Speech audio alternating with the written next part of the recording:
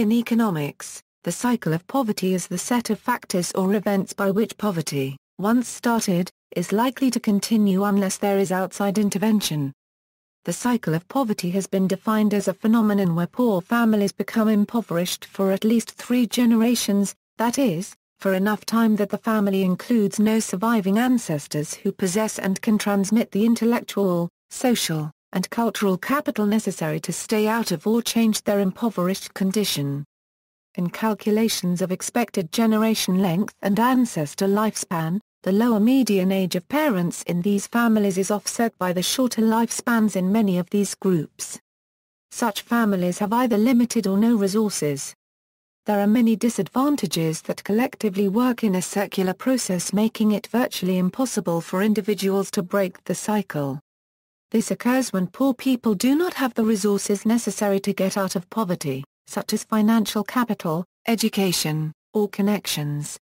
In other words, impoverished individuals do not have access to economic and social resources as a result of their poverty. This lack may increase their poverty. This could mean that the poor remain poor throughout their lives. This cycle has also been referred to as a pattern of behaviors and situations which cannot easily be changed. The poverty cycle can be called the development trap, when it is applied to countries. Ruby K. Payne, author of A Framework for Understanding Poverty, distinguishes between situational poverty, which can generally be traced to a specific incident within the lifetimes of the person or family members in poverty, and generational poverty, which is a cycle that passes from generation to generation, and goes on to argue that generational poverty has its own distinct culture and belief patterns. Causes of the cycle. The following are causes of poverty: low productivity rates, low salary, low infrastructure and corrupt governance, business failure, ignorance, lack of skills and technology, unhealthiness or diseases, disaster, inability to access to resources such as land, finance, information, technical assistances, etc., no ongoing education, family background. A 2002 research paper titled The Changing Effect of Family Background on the Incomes of American Adults analyzed changes in the determinants of family income between 1961 and 1999, focusing on the effect of parental education, occupational rank, income, marital status, family size, region of residence, race, and ethnicity. The paper outlines a simple framework for thinking about how family background affects children. Unregistered trademark S family and income, summarizes previous research on trends in intergenerational inheritance in the United States, describes the data used as a basis for the research which it describes, discusses trends in inequality among parents, describes how the effects of parental inequality changed between 1961 and 1999, contrasts effects at the top and bottom of the distribution, and discusses whether intergenerational correlations of zero would be desirable. The paper concludes by posing the question of whether reducing the intergenerational correlation is an efficient strategy for reducing poverty or inequality. Because improving the skills of disadvantaged children seems relatively easy, it is an attractive strategy. However, judging by American experience since the 1960s, improving the skills of disadvantaged children has proved difficult. As a result, the paper suggests, there are probably cheaper and easier ways to reduce poverty and inequality, such as supplementing the wages of the poor or changing immigration policies so that it drives down the relative wages of skilled rather than unskilled workers. These alternative strategies would not reduce intergenerational correlations, but they would reduce the economic gap between children who started life with all the disadvantages instead of all the advantages. Another paper, titled Do Poor Children Become Poor Adults?, which was originally presented at a 2004 symposium on the future of children from disadvantaged families in France, and was later included in a 2006 collection of papers related to the theme of the dynamics of inequality and poverty, discusses generational income mobility in North America and Europe. The paper opens by observing that in the United States almost one-half of children born to low-income parents become low-income adults, 4 in 10 in the United Kingdom, and 1/3 in Canada. The paper goes on to observe that rich children also tend to become rich adults, 4 in 10 in the US and the UK, and as many as one-third in Canada. The paper argues, however, that money is not the only or even the most important factor influencing intergenerational income mobility. The rewards to higher skilled and/or higher educated individuals in the labor market and the opportunities for children to obtain the required skills and credentials are two important factors. Reaching the conclusion that income transfers to lower-income individuals may be important to children in the here and now, but they should not be counted on to strongly promote generational mobility.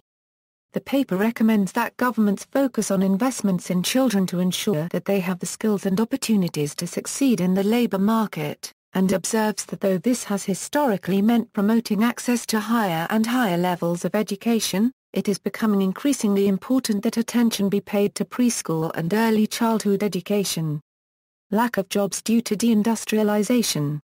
Sociologist William Julius Wilson has said that the economic restructuring of changes from manufacturing to a service-based economy has led to a high percentage of joblessness in the inner cities and with it a loss of skills and inability to find jobs. This mismatch of skills to jobs available is said to be the main driver of poverty. Effects of modern education. Research shows that schools with students that perform lower than the norm are also those hiring least qualified teachers as a result of new teachers generally working in the area that they grew up in. This leads to certain schools not producing many students that go on to college. Students from these schools that go on to be college graduates are not as skilled as they would be if they had gone to a school with higher qualified instructors. This leads to education perpetuating a cycle of poverty. The individuals that choose to work in the schools close to them does not adequately supply the school with enough teachers. The schools must then outsource their teachers from other areas. Susanna Loeb from the School of Education at Stanford did a study and found that teachers who are brought in from the suburbs are 10 times more likely to transfer out of the school after their initial year. The fact that the teachers from the suburbs leave appears to be an influential factor for schools hiring more teachers from that area. The lack of adequate education for children is part of what allows for the cycle of poverty to continue. Culture of poverty. Another theory for the perpetual cycle of poverty is that poor people have their own culture with a different set of values and beliefs which keep them trapped within that cycle generation to generation. This theory has been explored by Ruby K. Payne in her book A Framework for Understanding Poverty. In this book she explains how there is a class system in the United States where there is a wealthy upper class, a middle class, and the working poor class. These classes each have their own set of rules and values which differ from each other. In order to understand the culture of poverty and how the poor class unregistered trademark set of rules tend to keep them trapped in this continual cycle, Payne describes these rules and how they affect the poor class. Time is something that is treated differently by the poor. They generally do not plan ahead but simply live in the moment, which keeps them from saving money which will help their children escape poverty. Payne expresses how important it is when working with the poor to understand their unique cultural differences so that one does not get frustrated but instead tries to work with them on their ideologies and help them to understand how they can help themselves and their children escape the cycle. One aspect of generational poverty is a learned helplessness that is passed from parents to children and on down the line. This learned helplessness can be explained as the ideology that there is no way for one to get out of poverty, and so in order to make the best of their situation one must live in the moment and experience what they can when they can. This leads to people spending money right as they get it, often on unnecessary goods such as alcohol and cigarettes, thus teaching their children to do the same, which also creates a trap for children, keeping them and their children in poverty. Another important point Payne makes is that leaving poverty is not as simple as acquiring a lot of money and moving up, but also includes giving up relationships in exchange for achievement. This helps to explain why the culture of poverty tends to keep families in poverty from generation to generation, as this is the culture they know and the relationships they have are all within that class. The culture of poverty theory has been debated and critiqued by many people, including Eleanor Burke Leacock in her book The Culture of Poverty, A Critique. Leacock claims that people who use the term, culture of poverty, only contribute to the distorted characterizations of the poor. Aligning with Leacock's beliefs on the subject, Michael Hannan in an essay argues that the culture of poverty is essentially untestable. This is due to many things including the highly subjective nature of poverty and issues concerning the universal act of classifying only some impoverished people as trapped in the culture. Life shocks. 2004 research in New Zealand produced a report that showed that life shocks can be endured only to a limited extent, after which people are much more likely to be tipped into hardship. The researchers found very little differences in living standards for people who have endured up to 7 negative events in their lifetime. People who had 8 or more life shocks were dramatically more likely to live in poverty than those who had 0 to 7 life shocks. A few of the life shocks studied were marriage breakups, forced sale of house, unexpected and substantial drop in income, eviction, bankruptcy, substantial financial loss, redundancy, becoming a sole parent, 3 months or more unemployed, major damage to home, house burgled, victim of violence, incarceration, a non-custodial sentence, illness lasting 3 weeks or more, major injury or health problem, unplanned pregnancy and birth of a child. The study focused on just a few possible life shocks, but many others are likely as traumatic or more so. Chronic PTSD, complex PTSD, and depression sufferers could have innumerable causes for their mental illness, including those studied above. The study is subject to some criticism. Tracking in education. History in the United States has shown that Americans saw education as the way to end the perpetual cycle of poverty. In the present, children from low to middle-income households are at a disadvantage. They are twice as likely to be held back and more likely not to graduate from high school. Recent studies have shown that the cause for the disparity among academic achievement results from the Euro unregistered trademark S structure, where some students succeed from an added advantage and others fail as a result of lacking that advantage. Educational institutions with a learning disparity are causing education to be a sustaining factor for the cycle of poverty. One prominent example of this type of school structures is tracking, which is predominantly used to help organize a classroom so the variability of academic ability in classes is decreased. Students are tracked based on their ability level, generally based on a standardized test after which they are given different course requirements. Some people believe that tracking enhances academic achievement and improves the self-concept of students by permitting them to progress at their own pace. The negative side is that studies have shown that tracking decreases students' opportunity to learn. Tracking also has a disproportionate number of Latinos and African Americans that have low socioeconomic status in the lower learning tracks. Tracking separates social classes, putting the poor and minority children in lower tracks where they receive second-rate education, and the students that are better off are placed in upper tracks where they have many opportunities for success. Studies have found that in addition to the higher tracks having more extensive curriculum, there is also a disparity among the teachers and instructional resources provided. There appears to be a race-class bias which results in intelligent children not receiving the skills or opportunities needed for success or social-economic mobility, thus continuing the cycle of poverty. There is an overall perception that American education is failing, and research has done nothing to counter this statement, but instead has revealed the reality and severity of the issue of the existence of the tracking and other structures that cause the cycle of poverty to continue. Theories and strategies for breaking the cycle of poverty. While many governmental officials are still trying to find an answer to poverty, many states and localities are making an effort to break the cycle. Mayor Bloomberg of New York City has been advocating a plan where parents are paid up to $5,000 a year for meeting certain goals that will better their lives. This policy was modeled after a Mexican initiative that aims to help poor families make better decisions that will help them in the long term and break cycle of poverty and dependence that have been known to last for generations. In addition, many states also have been making an attempt to help break the cycle. For example, a bill has been proposed in the California Assembly that would establish an advisory childhood poverty council to develop a plan to reduce child poverty in the state by half by 2017 and eliminate it by 2027. Even when the plan has poverty reduction as the goal, a rise in child poverty might be the reality for many states, as it was in Connecticut.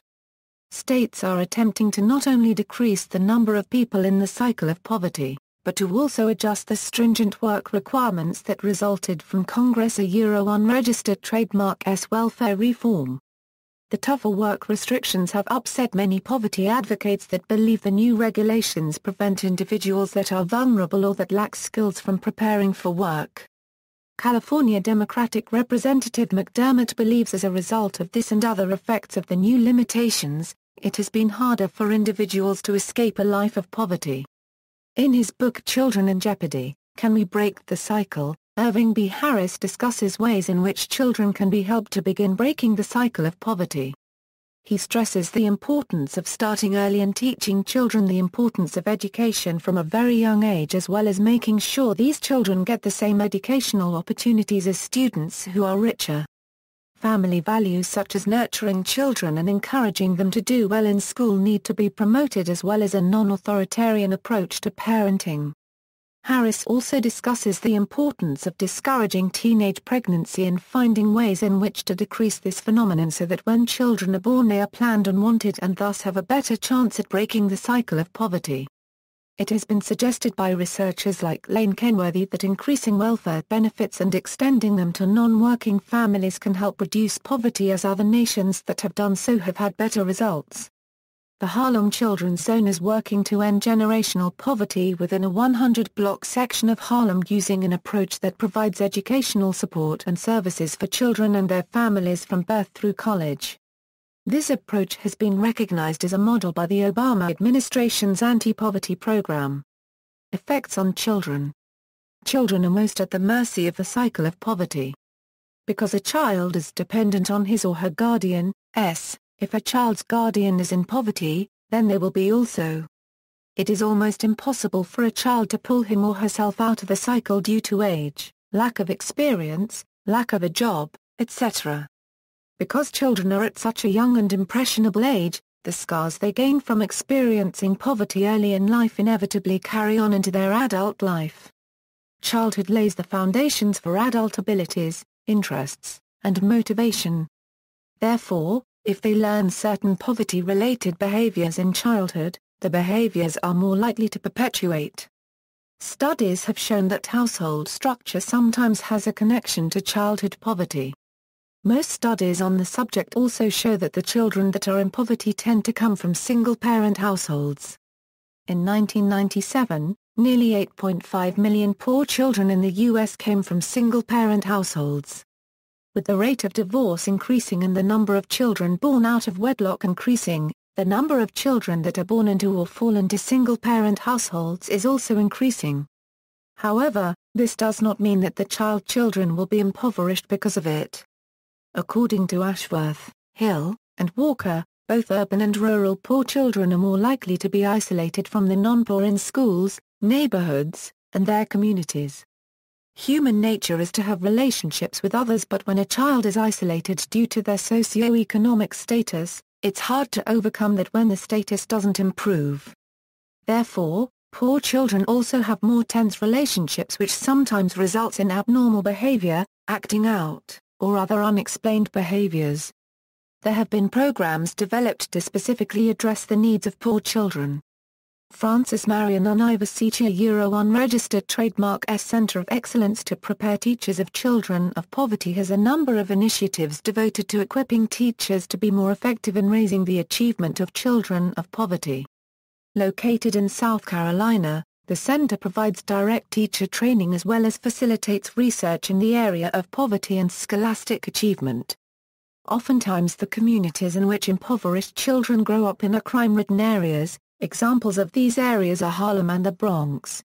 These areas have effects on children as they are often exposed to crime and maltreatment at a young age, which is proven to reduce a child's ability to learn by up to 5%. Oftentimes these youth get caught up in the crime that goes on all around them. This involvement only worsens the effects of the cycle as they are often incarcerated or killed in many types of gang violence. See also: the factors causing poverty and suffering, references.